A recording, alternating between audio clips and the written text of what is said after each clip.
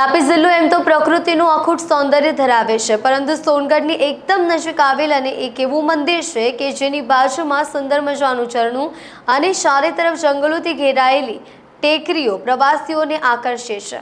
ચાલો જઈએ આ સુંદર સ્થળની સફરે। મુસાફિર હો યારોના વિશેષ એપિસોડમાં આજે ગુજરાતના ખબરીલાલ એક એવા સ્થળની ખબર લેવા જઈ રહ્યા છે જ્યાં હજારો વર્ષ જૂનું ભગવાન શિવનું મંદિર, નજીકમાં સુંદર ઝરણું અને ચારે તરફ ઊંચા ઊંચા ડુંગરો અને જંગલો લોકોને પોતાની તરફ આકર્ષિત કરે છે। મુસાફિરો યારોમાં મિત્રો, ચાલો આજે આપણે જઈએ ગૌમુખને સફરે। સોનગઢથી 15 થી 17 કિલોમીટર નજીક આવેલું જે આ ગૌમુખ છે એ દ્રોણેશ્વર મહાદેવના નામે પણ પ્રસિદ્ધ છે।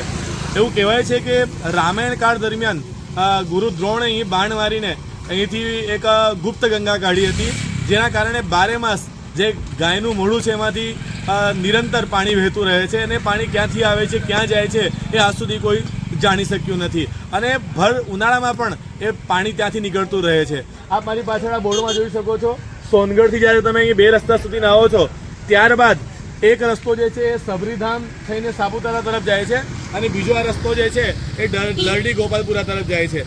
ત્યારે હવે સોનગઢથી આ ટોકરવા આવીને જે સાપુતારાવાળો રસ્તો છે, નાસિકવાળો રસ્તો છે, રસ્તા પર આપણે આગળ વધવાનું છે।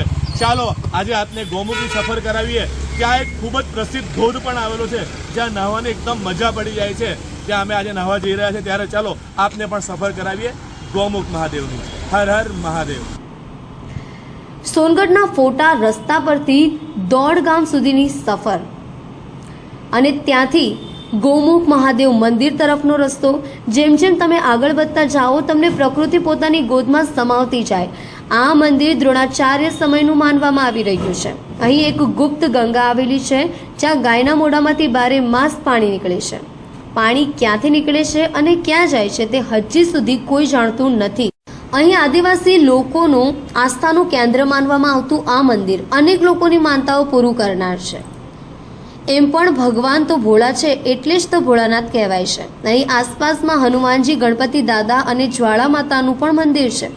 મંદિરની ડાબી તરફ આગળ વધો તો સુંદર મજાનું ઝરણું જોવા મળશે અને એની ચારે તરફ ઊંચી ઊંચી ટેકરીઓ।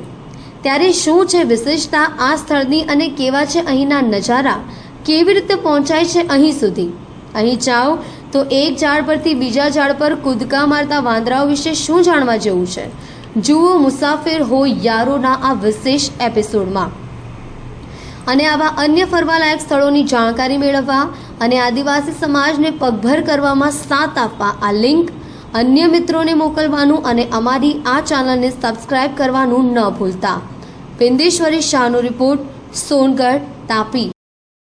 મિત્રો, ત્યારના આપણે નીકળ્યા સોનગઢથી ને સોનગઢથી આપણે કીધું કે 16 થી 17 કિલોમીટર જ્યારે તમે મેઇન રોડ પર આવો છો ત્યાંથી દોણ ગામ આવે છે। દોણ ગામથી ગૌમુખ મહાદેવનું બોર્ડ જે છે મારેલું છે। આ જે મહાદેવનું મંદિર છે અતિ પ્રાચીન છે અને દ્રોણેશ્વર મહાદેવ પણ કહેવામાં આવે છે।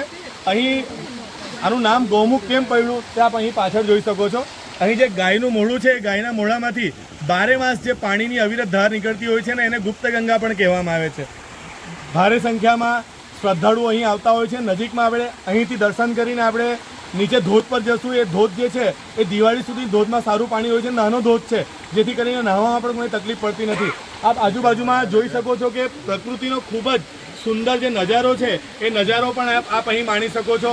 અહીં જ્યારે પણ આવો ત્યારે ફક્ત એક વાતનું ધ્યાન રાખજો કે પ્લાસ્ટિક છે કે પાણીની બોટલો છે એ બધું આપ અહીં લઈને આવો તો અહીં ગંદકી કરીને ના જાઓ, એની વિશેષ કાળજી રાખજો। ચાલો તો હવે આપણે દર્શન કરીએ ગૌમુખ મહાદેવના।